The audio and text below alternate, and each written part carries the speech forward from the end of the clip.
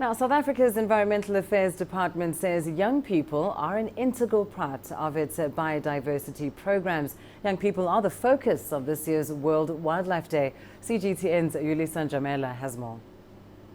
World Wildlife Day is a day that gives everyone an opportunity to celebrate the varied forms of wild fauna and flora, to also raise awareness of the multitude of benefits that conservation provides to people. We're the country with the biggest population of the rhino, for an example.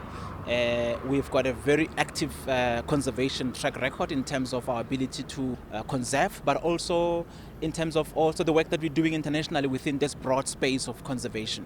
Wildlife Day comes at a time after we hosted COP17 in South Africa.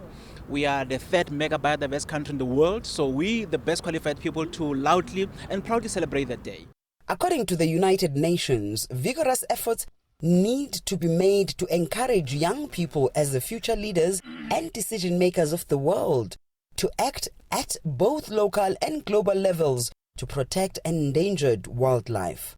Almost 1/4 of the world's population is aged between 10 and 24. South Africa has for many years now integrated young people in their programs. Environmental Affairs Department believes that young people have to know about fauna and flora from a very young age. As the constitution of this country says, we must protect the environment for current and future generations. Now, the future generations are the current young people. For them to be able to pick up the baton later on, they must be prepared now, and that's why we're bringing them on board as part of our program. It's a space that we would like to get young people drafted into it so that in future, when they become leaders of this country, they understand exactly why we took decisions that we took. Some South African national parks have partnered with the department. They take in a number of children to teach them about the importance of wildlife. Every year we select about 10 parks to participate in the program.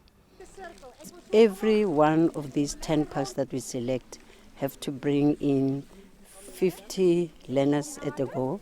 We ensure that we take previously disadvantaged kids who would never have had an opportunity of visiting the park on their own. It's often an eye-opener for the young ones. We learnt about fossils that originated many years ago. I also saw a dinosaur lying there. I want to learn about nature, about animals I don't know, and help save others. I learned about lion tracks, about baboons and baboon tracks, and about plants. He even taught us that it is medicine that you can use. The United Nations says it's up to every citizen, young and old, to protect wildlife and their habitats. That the collective conservation actions can be the difference between a species surviving or disappearing.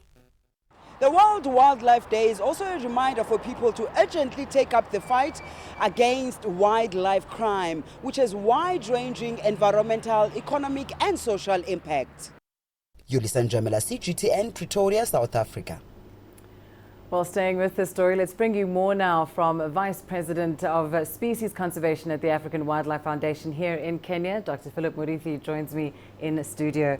Dr. Murithi, just talking about the focus of World Wildlife Day being young children or young people, why is it so important to involve young people in these types of projects? It's very important on this day, the World Wildlife Day, to involve young people because this is their heritage.